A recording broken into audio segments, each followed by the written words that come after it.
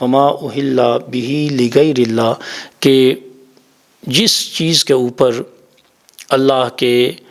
علاوہ کسی اور کا نام لیا جائے۔ تو اس میں ایک گزارش بھی میں آپ سے کروں گا۔ بعض اوقات لوگ کہتے ہیں کہ فلاں چیز فلاں ولی کامل کے نام پر دی گئی ہے لہٰذا یہ حرام ہے۔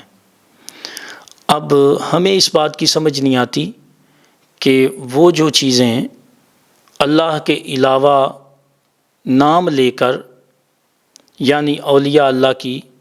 یا کسی دوسرے کا نام لے کر تقسیم کی جاتی ہیں، تو وہ حرام کیسے ہو جاتی ہیں۔ میں ویسے ایک عقلی دلیل اس کے اوپر تھوڑی سی بیان کرتا ہوں، اور میں سمجھتا ہوں کہ اس سے بات ہمیں سمجھ آ جائے گی۔ تو یہ سمجھانے کے لیے کس حد تک مؤثر ہے وہ آپ سمجھیں گے، تو اس میں اگر کوئی ابہام ہوا یا کوئی مسئلہ بن جائے تو آپ مجھے بھی بتا سکتے ہیں۔ جب ہم قربانی کرتے ہیں، تو جب ہم تکبیر کرتے ہیں تو تکبیر کرنے کے وقت جب ہم پڑھتے ہیں بسم اللہ اللہ اکبر اللہ اکبر اللہ اکبر، اس میں جب جانور کو ذبح کیا جاتا ہے تو ہم اللہ کے علاوہ کسی کا نام نہیں لیتے، حتیٰ کہ سرکار دو عالم صلی اللہ علیہ وسلم کی ذات مبارکہ جو پوری کائنات میں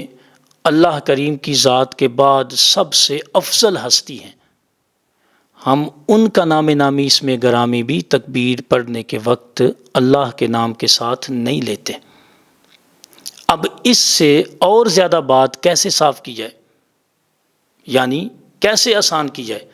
جب تکبیر کی جاتی ہے تو اللہ کے علاوہ کسی کا نام نہیں لیا جاتا۔ اب اگر یہ والا جو جانور ہم نے ذبح کیا، اللہ کے علاوہ تو ہم نے کسی کا نام نہیں لیا، لیکن یہ جانور ذبح کرنے کے بعد اگر کوئی کہے کہ ہم نے یہ ذبح اس لیے کیا ہے کہ اس کا ثواب فلاں ولی کامل کو اللہ کریم عطا فرمائے، تو اس میں تو کوئی حرام والا کام نہیں ہے۔ میں اس کی مثال اس طرح آپ کو بیان کرنا چاہ رہا ہوں کہ جب ہم قربانی کرتے ہیں تو کہتے ہیں نا کہ بتائیں جی یہ قربانی کس کی طرف سے ہے، تو ہم کہتے ہیں میرے والد کی طرف سے قربانی ہے، کوئی کہتا ہے میری طرف سے قربانی ہے، کوئی کہتا ہے میری والدہ کی طرف سے قربانی ہے، کوئی کہتا ہے میری بیوی کی طرف سے قربانی ہے۔ تو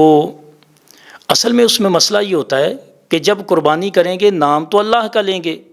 ہوگی تو اللہ کے نام پر قربانی، لیکن جس بندے کے مال کی وجہ سے اس پر قربانی واجب ہوئی ہے وہ بندہ نفلی قربانی کر رہا ہے یا واجب کی ادائیگی کر رہا ہے۔ جو بندہ ادائیگی کر رہا ہے اس کے ساتھ جو نام لیا جاتا ہے یہ اس کی طرف سے ہے، ہوتی تو اللہ کے لیے۔ جو کام بھی کیا جاتا ہے ثواب کی خاطر وہ ہوتا اللہ کے لیے ہے، لیکن جو کر رہا ہوتا ہے اس کی طرف ثواب کی نسبت کی جاتی ہے۔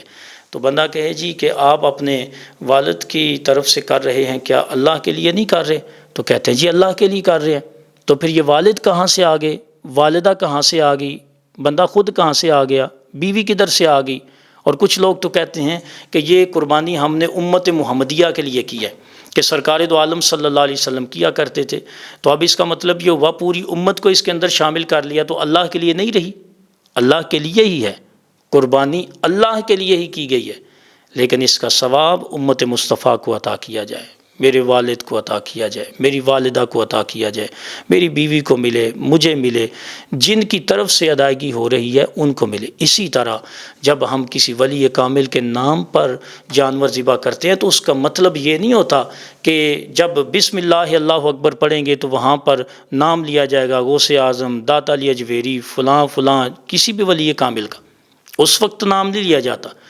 جب ہم ذبح کرتے ہیں تو بسم اللہ اللہ اکبر پڑھ کے تو اللہ کے نام پر ہی ذبح کرتے ہیں، لیکن جو ہی قربانی کر دی جاتی ہے تو پھر اللہم تقبل من فلاں فلاں آگے اس کا نام لیا جاتا ہے۔ تو اس میں جس پر اللہ کے سوا کسی اور کا نام لیا جائے وہ جو حرام کی بات کی گئی ہے، اس کا مطلب یہ ہے کہ آپ جب قربانی کریں یا جانور ذبح کریں اس کے اوپر اللہ کا نام نہ لیا جائے بلکہ کسی اور کا نام لیا جائے۔ تو صرف قربانی کی بات نہیں ہے، اور بھی اس میں اشیاء شامل ہو سکتی ہیں، تو میں صرف اس لیے اس بات کو ذکر کر رہا تھا کہ مسئلے کو تھوڑا سا واضح کرنے کے لیے جو اپنی کم علمی کی بنیاد پر ہے کہ ہم ہر چیز کو ہی حرام نہ کرتے جائیں کہ یہ اللہ کے نام پر نہیں ہے، جیسے کہ اس میں ختم کی بات آ جاتی ہے، پھر مختلف اور بے شمار جو باتیں ہیں۔ تو میں ان دوستوں سے گزارش کروں گا کہ آپ یہ ذرا اس کے اندر تحمل کا مظاہرہ کیا کریں کہ جو چیز بندہ اللہ کے نام پر دے رہا ہے اس کا ثواب اللہ کو نہیں جاتا، بلکہ جو بندہ خرچ کر رہا ہوتا ہے یا جس کی طرف سے ادائیگی کی جاتی ہے ثواب اس کو پہنچتا ہے۔ وہ اس لیے پہنچتا ہے کہ اس کی طرف سے اس کی ادائیگی ہوتی ہے۔ تو آپ جب بھی قربانی کریں، کسی کے نام پر کوئی چیز دیں، تو اس کا مطلب یہ ہوتا ہے ہوتی اللہ کے لیے ہے، اللہ کی رضا کے لیے، لیکن اس کا ثواب جس کی طرف سے ادا کیا جا رہا ہے اس کو ملے۔ اب اس کے بعد اللہ کریم نے اس کے اندر جو بیان فرمایا ہے، پھر 174 نمبر آیہ کریمہ یعنی 174 کے اندر پھر اس میں قصاص اور وصیت کی بات کی جا رہی ہے۔ اب اس میں 2-3 باتیں اور بھی آ رہی ہیں جو ہمارے معاشرتی معاملات کے ساتھ بھی تعلق رکھتی ہیں، تو ذرا آپ نے توجہ کر دی ہیں اس کے اوپر، تو انشاءاللہ اس بات کی بھی آسانی سے سمجھ آ جائے گی۔ اللہ کریم ارشاد فرماتے ہیں 174 نمبر آیہ کریمہ میں، ان الذین یکتمون ما انزل اللہ من الکتاب ویشترون به ثمنا قلیلا اولئک ما یأکلون فی بطونہم الا النار ولا یکلمہم اللہ یوم القیامۃ ولا یزکیہم ولہم عذاب علیم۔ یقیناً جو لوگ ان احکام کو چھپاتے ہیں جو اللہ نے کتاب میں نازل کیے ہیں اور ان کے عوض معمولی سی قیمت لے لیتے ہیں، تو اللہ نے فرمایا وہ کیا کام کرتے ہیں، اولئک ما یأکلون فی بطونہم الا النار۔ اللہ نے فرمایا کہ وہ لوگ اپنے پیٹ میں صرف آگ بھرتے ہیں۔ اور دیکھیں جو حق کو چھپانے والا ہے، اللہ کے احکامات کو چھپاتا ہے جو اللہ کریم نے نازل فرمائے، اور چھپانے کا عوض لیتا ہے۔ اس دنیا میں عوض کیا ہو سکتا ہے؟ اس دنیا میں عوض ہو سکتا ہے شہرت، عزت۔ مانگتا وہ لوگوں سے ہے کہ میں نے آپ کے لیے کام کیا، یہ بات چھپا دی میں نے، تو آپ جو ہیں وہ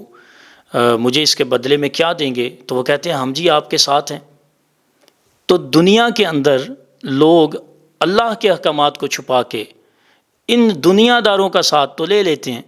لیکن اللہ کریم ارشاد فرماتے ہیں کہ اس کے ساتھ میں کیا سلوک کروں گا؟ فرمایا ولا یکلمہم اللہ یوم القیامہ ولا یزکیہم ولہم عذاب علیم۔ یہ سب سے بڑا جو نقصان ہے اس کے بارے میں سنیں۔ اللہ فرماتا ہے نہ تو اللہ